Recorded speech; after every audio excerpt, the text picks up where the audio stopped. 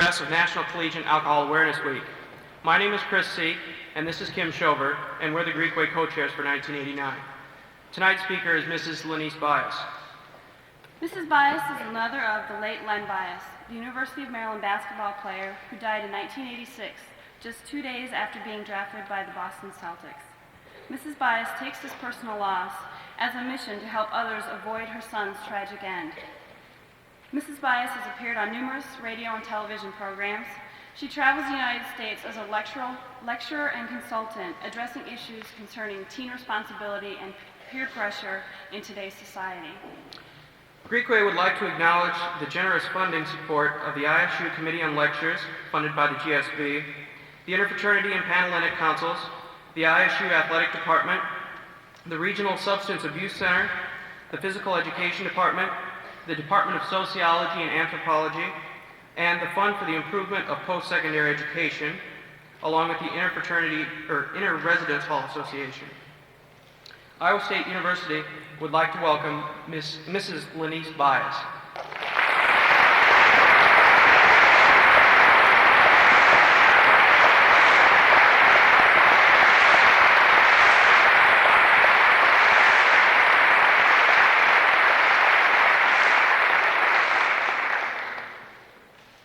It is indeed an honor and a pleasure to be here this evening. Before Mrs. Bias starts her presentations, there are 4 things that she puts right out front so that everyone will know where Mrs. Bias is coming from. And this is irregardless as to what group she's addressing, whether she's on a high school campus such as today, whether she's in a high school or a middle school, whether she's speaking to adults or young people. She puts these 4 things out. The first thing being that I love each and every last one of you, not with the love of my heart, but with the agape unconditional love of my Lord and Savior, Jesus Christ. I love you all. The second thing is that I see neither black faces, white faces, Orientals, Indians, Hispanics, and so on, only beautiful Americans. The third thing is that I come to offend no man. Any reference that Mrs. Bias may make in the spiritual realm is solely what Mrs. Bias has felt and experienced. And the fourth and final thing is that because I love you, because I come to offend no man, and because I only see beautiful young people, I care absolutely nothing about what anyone thinks of me today. And I say that primarily because there is a lot of work to be done. Much work to be done, but we do not have the people that we need to help because they're concerned about what someone else will say about them or what someone else will think about them. As I said before, I've come to offend no man. Well, Mrs. Bias, I mean, that's great. Come on, be for real. You love everyone, you come to offend no man, etc., etc., etc. But I mean, who are you? Who really wants to hear anything that you have to say? Your son is dead.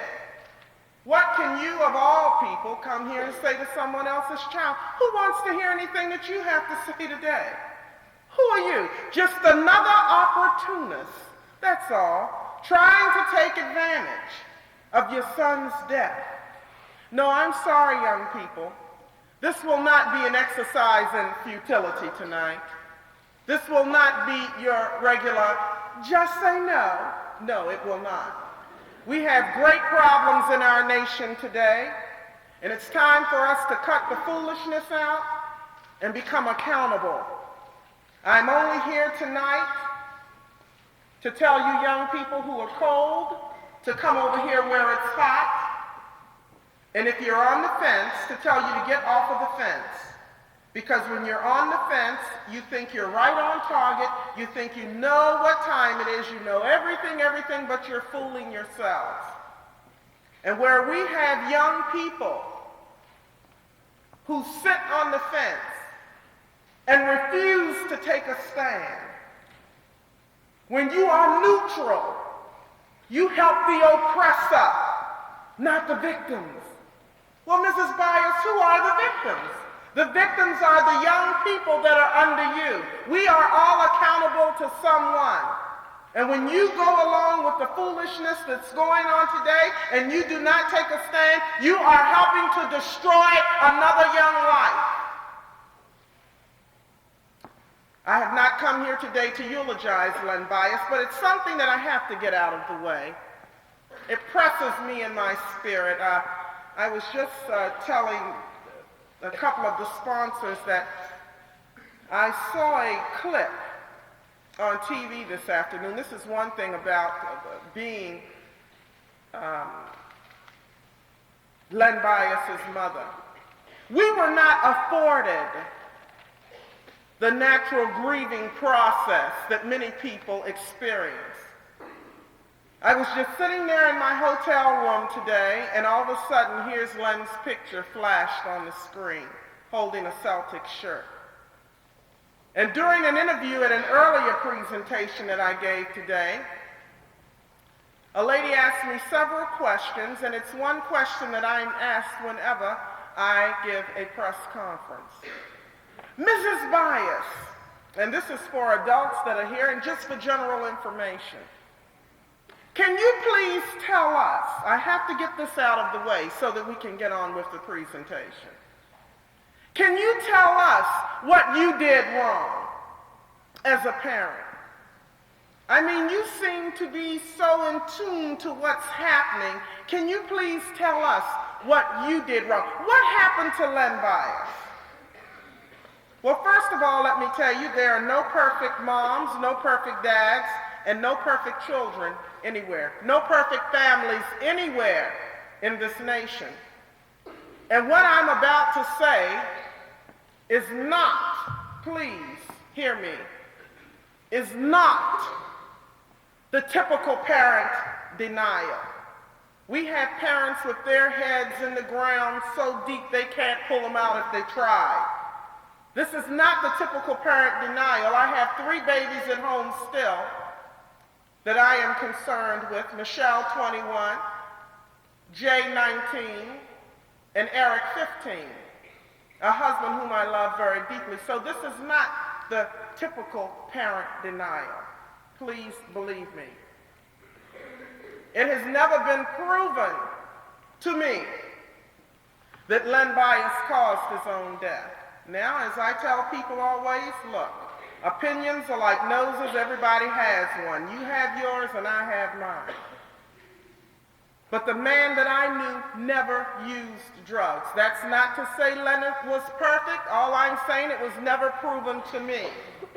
And the only thing that I saw during that scenario in 1986 was everyone else's dirty laundry being put in my son's coffin.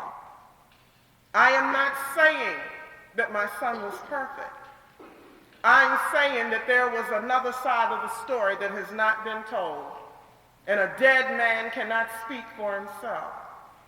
But if it were proven to me that Len had caused his own death, the only thing I would have said is I did the best that I could. If someone told me that Len had a drug problem or I found out there was a problem, I would have worked with all of my might to try to save him, just as I'm trying to save the 3 children that I have at home. So I'm just passing on some information. You can digest it, do with what you will with it, but I just have to get that out of the way. Because Len Bias died 3 years ago, and our problems are 3 times worse now than they were when Len died. So I have not come here tonight to tell you a sad story. See, we need to stop being so spectator-oriented. This is one of our main problems in our society today. Entertain me, tell me a story, but don't challenge me to bring change in my life. Let me continue to do what I want to do, but don't challenge me. You will hear me say any number of times tonight that I'm disturbed or I have a problem. It doesn't mean that I have a mental problem or that I belong in an institution. There are just some things that bother me. And one thing in particular that's right up front is this abortion issue. You'll have 300,000 people march to the nation's capital and say abortion is right, abortion is right, abortion is right, and we'll see our great entertainment heroes, everyone that we love standing there, human chains, abortion is right, abortion is right. The top issue in the Supreme Court, abortion. 200,000 people will march to the nation's capital and say abortion is wrong. We feel that abortion is wrong. My point is that you have 500,000 people taking a stand for children that have not even been born yet. Children that have not even been conceived in the womb, and children who have not even come out of the womb. But who will stand up for our precious babies that are standing here today? Do you hear what I'm saying, young people? We need to wake up. Abortion, abortion, abortion. We can't even take care of babies that are here. But we're taking a stand for children that have not even come on the face of the earth yet. We have great problems in this nation. What's the matter with the young people? And everyone's talking about abortion. I believe that young people are reachable, teachable, lovable, and savable. Before I get deep into the presentation, I know that 95% of the decisions that young people make stem directly from negative peer pressure, and that's where we're going, to the root of the problem. A year ago, my husband cut a tree down in our backyard. And when he cut that tree down, we were rid of the berries during the summer and the leaves in the fall. Our problem was gone. But then my neighbor who lives directly in back of us cut his tree down. But I noticed a couple of months later, the problem had returned again. I said, now why did his leaves return and ours did not?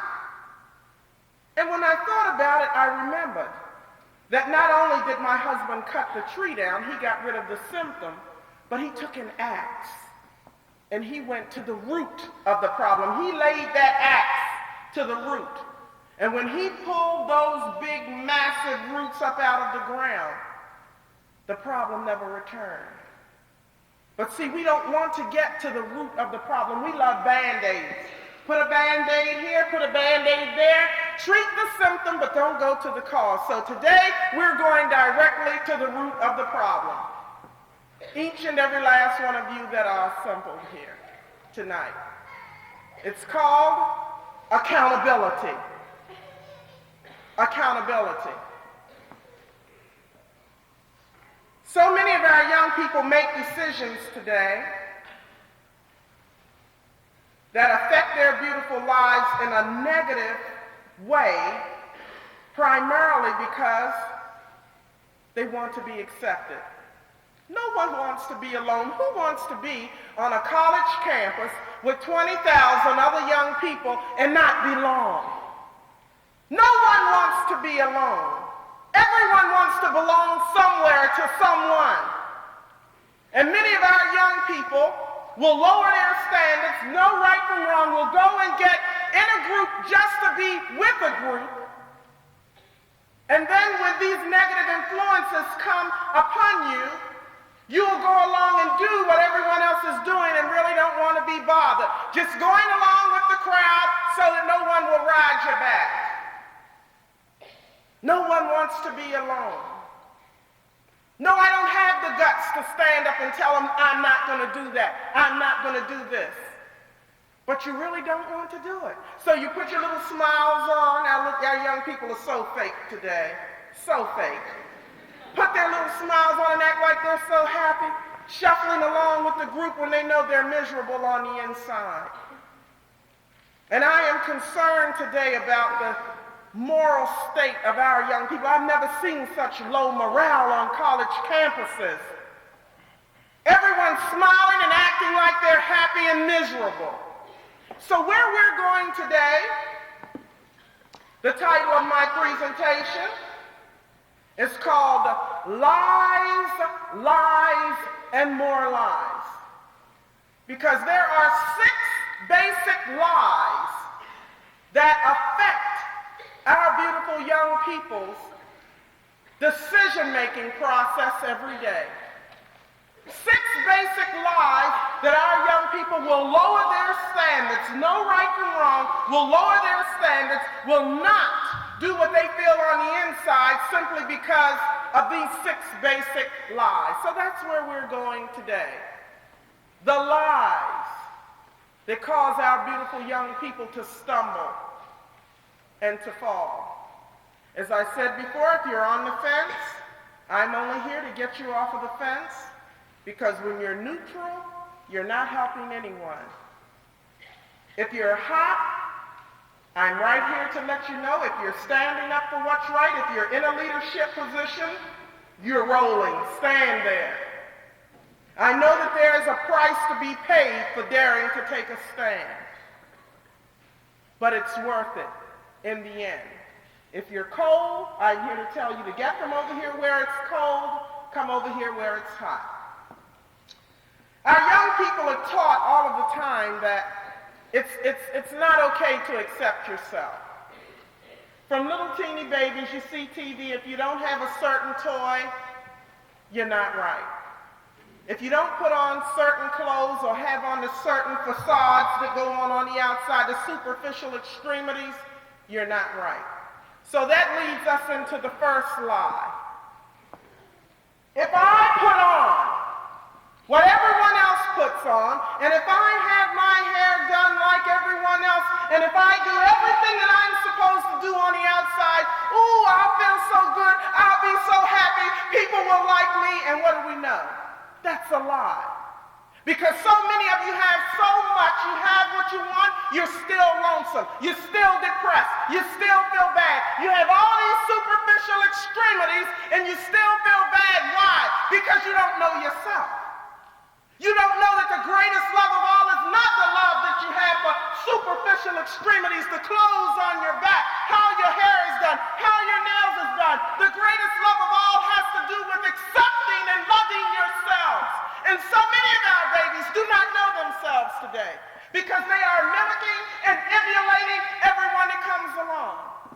Wear your hair like so-and-so. Put on the right shoes. Put on the right jewelry. Put on the right clothes. Fix your hair a certain way. Smile a certain way. And you do all of these things and you're so cute and still miserable. Now, there is nothing wrong with having beautiful things. Nothing wrong. But what has happened today is that we have become so materialistic. So many of you are here just to get an education based on how much of a salary you can make, how much power base you will have with money. That's all you're concerned about. I want to make money. I want to have money. And you will go into a field that seems like it's promising you a great salary. But who will go into our sciences? Who will go into so many other areas of education where there is no great money? There is no great reward except for helping another human being. When will our young people start with self-discovery? Discovering yourself, learning to love yourself, learning to accept yourself, knowing that you're all right. Everyone will not be tall and gorgeous and little thin legs and little teeny feet. All of the guys will not be hunks. Some will be short, some will be tall, some will have pimples, some will have straight eyes, some will have cross eyes. I mean, whatever. When will we learn to accept ourselves for who we are and stop trying to emulate other people? And our young people do this all of the time. You come on TV, everybody wants to be like the mighty Hammer, MTV, you know. I love the way he does. Everyone will not dance like the mighty Hammer. I don't care how much you practice. Everyone wants to wear, the ladies, everyone wants to put on the cute little mini dresses and look so cute and float around. Believe me, some of you need those knees covered up bad. Believe me. Believe me. Everyone cannot wear and do the same things that everyone else does. When will we come into self-acceptance? And that's where we're going today. We're going to try to cast the lies out. The truth is what will set you free, not a lie. And you see that you have tried to do what the lie has said and you're not happy. The greatest love of all has nothing to do with whose name is on your tennis shoe, whose name is on your chest, on your back, and the label of your jacket, how much gold you have on your wrist, around your neck, in your earrings, what kind of hairstyle, what kind of t-shirt you have on, what kind of jeans. The greatest love of all has to do with the name that's on your birth certificate. Do you know who you are? Do you love yourself? Who do you love more, the designer name or yourself? Superficial extremities that pass away. If we put a board here and put pleasure on one side and happiness on the other, 90% of the things we work for only bring pleasure, and pleasure passes away. Passes away. And that's why when you get the new shoes, the new pocketbook, the new car, whatever it was, even a degree, you will find that when you leave this institution with your degree, it will still not be enough. You will have made a great accomplishment. But unless you know who you are, unless you know where you're going, it will mean nothing to you. It'll just be a piece of sheepskin. Mean nothing to you.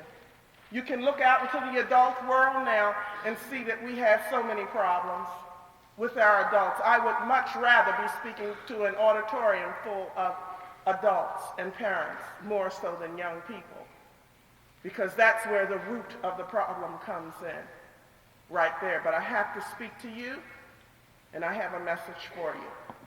The second lie: if I join the right group, I'll feel better. Well, I can always tell the Greeks, because they always look so good. Some of them, they wear their little ties and suits, and they look so nice. They come in, and they always give you this little altar boy look, but we know what time it is, so. I mean, hair always parted, look good, you know, they're sitting there, great, yeah. But even when we get down into the sororities and the fraternities, we choose an organization that we would love to support and be a part of, but even when you get over there, it's not the way you thought it would be. Even after you go through the pledges and the line or whatever it is you have to do, and you give so much to be a part of this organization, it's really not cut out the way you thought it would be. You smile and you pretend you're happy and it's great to be there, but it's really not what you thought it would be. And the grass may look greener over on the other side, but what happens when you get over there? It's still tough to cut. It's still tough to cut. There are no easy answers in this life.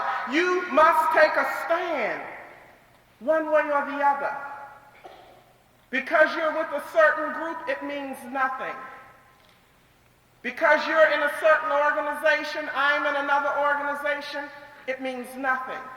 If you don't know who you are, do you really know what time it is?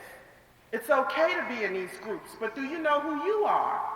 That's all. It's nothing wrong with being a part of an organization, but do you know your name? Do you know who you are? If something were to happen and you would have to leave that group, would you still be able to make it?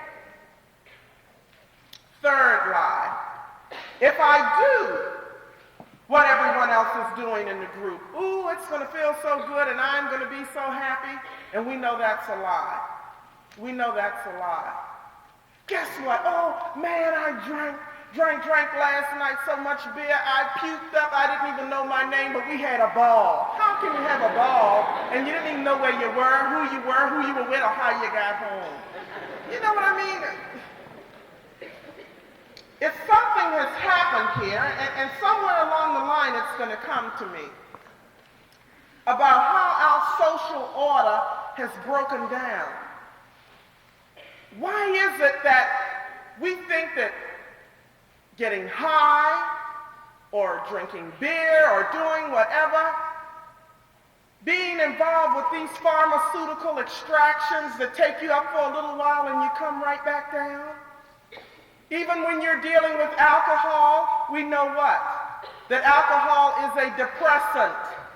You never feel good when you're messing with beer and alcohol, and then you have a terrible hangover.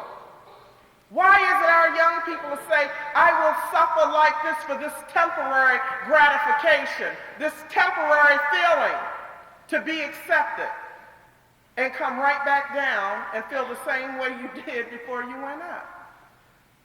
Circumstances don't change, beautiful young adults. People change. Your circumstance will not blow away. I would love never to have anyone come in my face again and say anything to me about Len Bias, about drugs, about my husband, about my family. I would love for that circumstance just to go away, but it won't. So Mrs. Bias has to adjust to be able to handle it. Things will not disappear. We cannot wave a magic wand and things will go away. No, it's called life. And you have to learn to deal with life.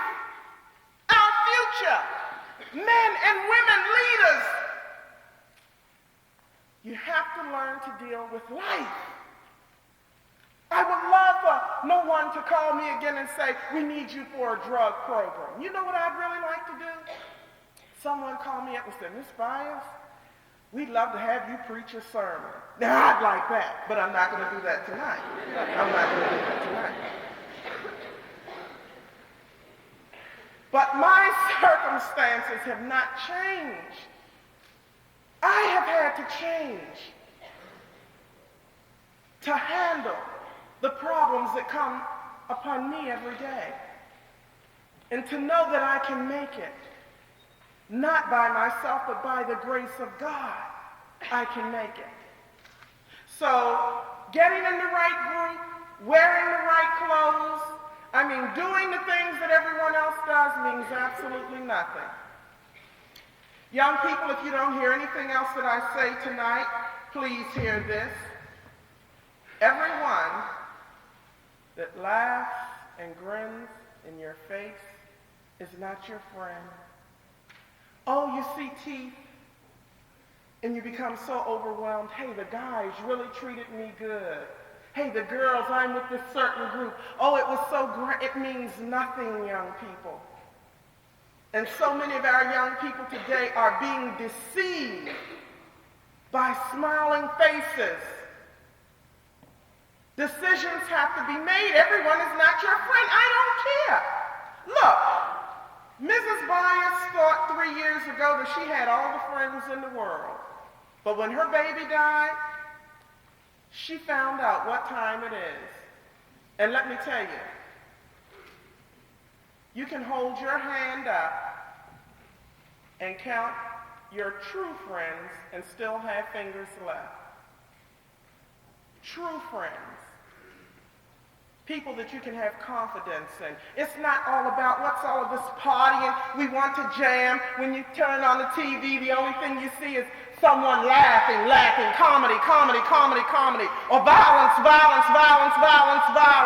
When will we have serious drama, life-changing drama? Life is not a bowl of cherries. It is not. And sitting back trying to laugh your way through college, having a good time, rolling, balling, it's a lie. Life is serious. And I'm sorry you young people have to make decisions today that I did not have to make until I was grown. But the decisions have to be made. Where there is no counsel, the people perish. The people fall where there is no counsel. But in a multitude of counselors, there is safety. And simply what that means is where you're not listening to counsel, where you're doing what you want to do, you're falling. But if you will listen to the counselors that are trying to guide you and direct you to safety, there is safety in that. Each and every last one of us assembled here tonight are a counselor. Someone is watching us. Some high school student, another student, right here. It doesn't always have to be someone at a different level. It could be one of your lateral social friends, someone right there beside you. It may be something that you could do to help bring change in their life. When you sit on the fence and you do not take a stand, when you are neutral, you help these negative forces, not the victims. When you do not take a stand, you allow other people around you to be destroyed. We have great social problems today, and they will not be taken care of by a magic wand or by Mr. Bennett or by Mr. Bush or whoever. We have people problems, and it will take people to solve the people problems. Each one of us reaching out to touch, to help someone else. And stop being so afraid. What are you so scared of? Not wanting to be alone. I don't want to be by myself. They're going to talk about me. They're going to talk about you one way or the other. If you stand up for what's right, you dare to be a leader, take a stand for what you believe in, yes, they'll laugh and talk about you and call you names and do all sorts of negative things to you. But if you go along with the negative things that they want you to do, they're going to talk about you behind your back. Babies, in this sweet life, you will be talked about one way or the other. Whether you stand up for what's right or whether you go along with what's negative, you're going to be talked about. And trying to do things so that everyone will like you and so that everything will be just great, and you're doing so much to please other people. What are you doing to please yourself? I want to be liked. I want people to like me. Who is it that you want to like you? Look at the individual that you want to be accepted by. I mean, just look at them. Oh, I would feel so great if I could be a part of what they're about. Look at them. Look at them. It's okay to be yourselves. It's okay to accept yourselves. As I said before, everyone will not be nice and teeny and small or short or whatever. Everyone will not be a brain. And what I have problems with today is that we will tell young people go out and get a 4.0, a 10.5, whatever they're giving out. But what good is a 4.0 if you don't know who you are? We have some geniuses out here in the world that are messed up. Do you hear me? Don't even know what time it is. Messed up. Don't know right from wrong, cannot choose between good and evil. But they have degrees. What difference does it make? If you don't have common sense and the guts to stand up for what's right. I know that far more of you want to do good than negative. I know that. This is the only reason why I'm going this way. Out of all of you in here, the majority of you want to do what's right, but you're afraid, you're scared. And I'm trying to tell you it's okay to be yourself. Stand up. Stand up. Stand up. And when you take that first step, you'll fall sometime, but you have to get back up. With every goodbye, you learn and learn and learn. Fourth lie. Ooh, I get into family a lot.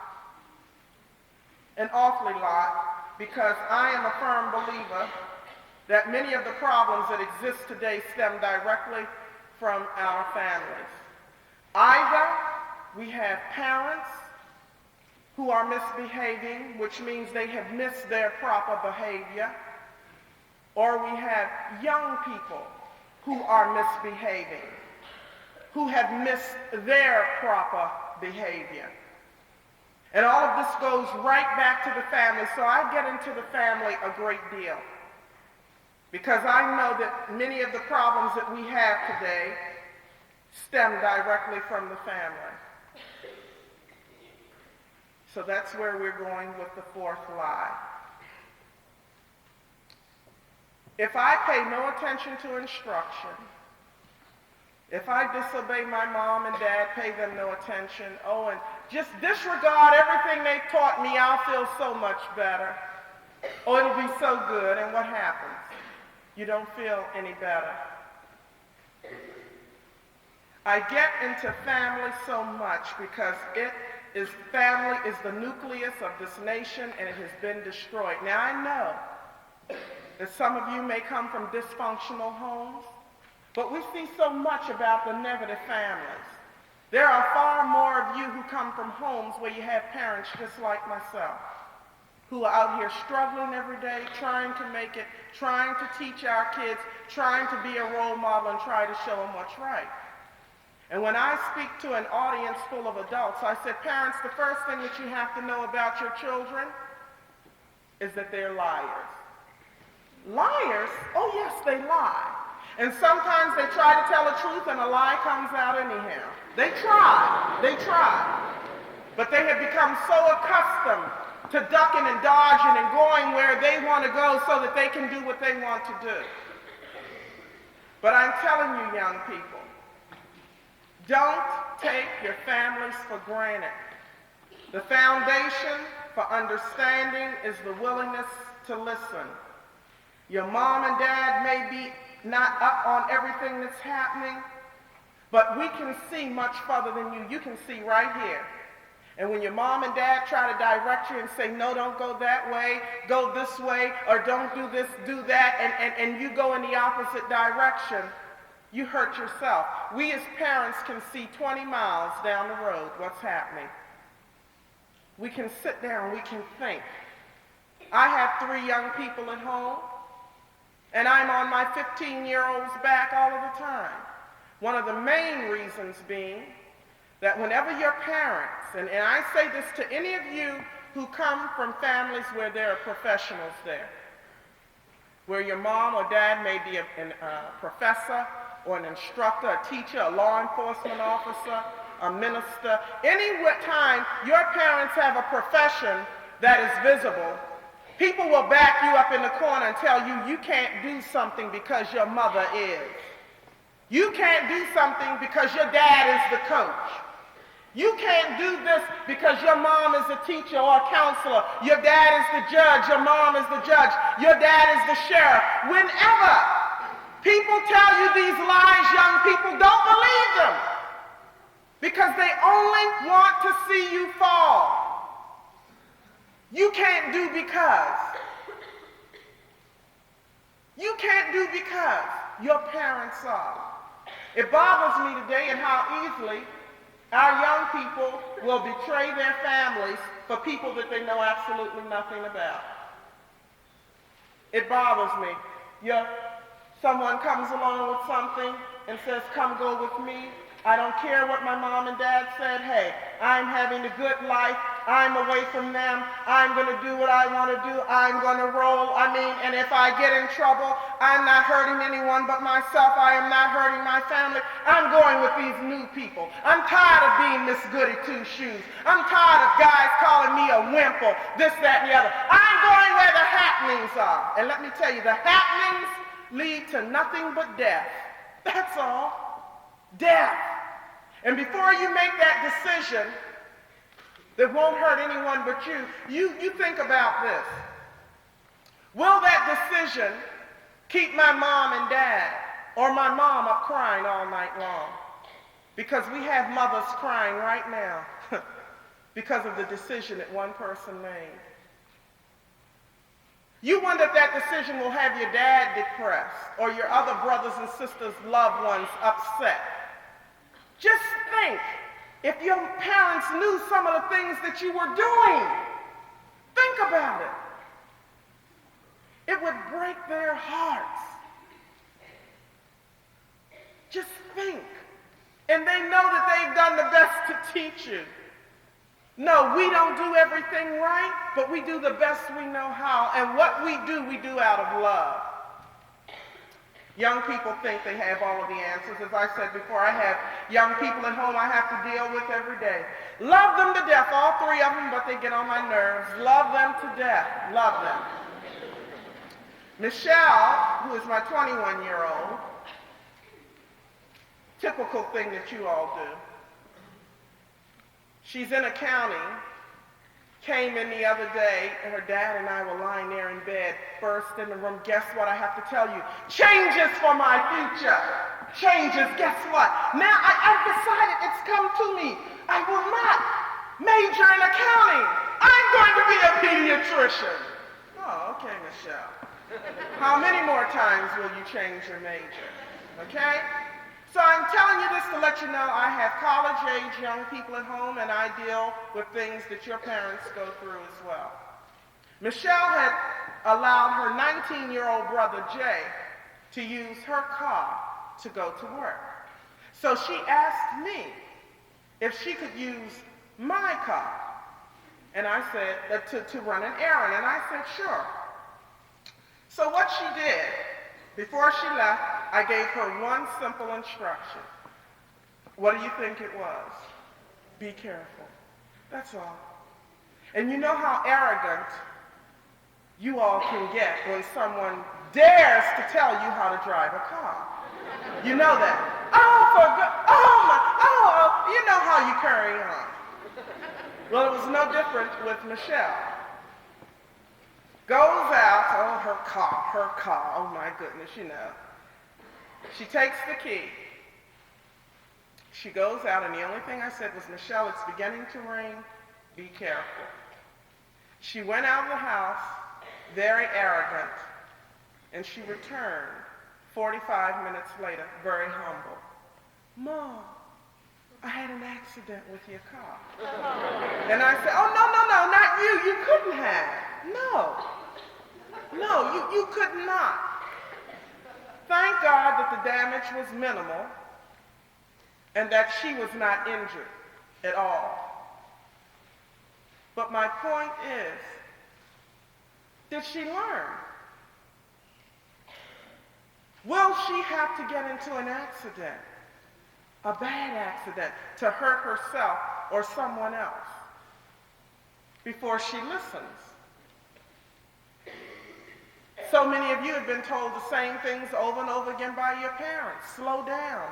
You drive too fast. But how many of you will be able to make it without injuring or hurting someone else?